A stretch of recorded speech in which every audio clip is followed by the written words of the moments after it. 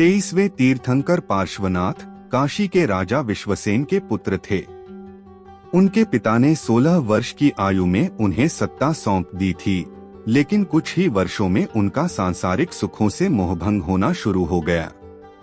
एक दिन उन्होंने अपने पिता से कहा, मैंने एक राजा के रूप में लंबे समय तक सांसारिक सुखों का आनंद लिया है, फिर भी सुख की लालसा कम नहीं हुई है।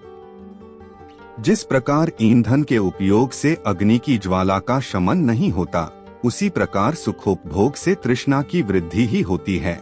कुछ क्षण रुककर उन्होंने कहा, उपभोग के समय हमें जो सुख रुचिकर दिखाई देते हैं, वे अत्यंत दुख के रूप में सामने आते हैं। अब मैं इन भ्रामक सुखों से ऊबकर अपना जीवन सार्थक करने के लिए वन में जाना चाहता हूँ। राजपद छोड़ने के बाद पार्श्वनाथ ने लोगों को उपदेश देते हुए कहा, जीव इंद्रिय लोलुपता की संतुष्टि के लिए दुख के सागर में गोते लगाता रहता है, सत्कर्मों का त्याग कर दुष्कर्मों की ओर प्रवृत्त हो जाता है। लोभ, लालच, राग, द्वेष, चोरी, परस्त्रीगमन और अन्य कई प्रकार के पापों के मूल में मनुष्य की तृष्णा ही विद्यमान है। परम ऋषि पार्श्वनाथ, जिन्होंने सांसारिक सुखों का त्याग कर दिया था, उन्होंने 30 वर्ष की आयु में सभी शास्त्रों का सार प्राप्त कर लिया था। साधु सन्यासी के वेश में उन्होंने समीदा की पहाड़ी पर तपस्या की।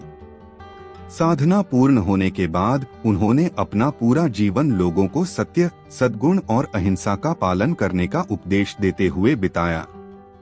उन्होंने जैन धर्म के 23वें तीर्थंकर के रूप में अमरत्व प्राप्त किया। इस कहानी से हमें यह सीख मिलती है कि हमें लोभ, मोह, द्वेष, चोरी, व्यभिचार आदि विनाशकारी पापों के मूल से दूर रहना चाहिए।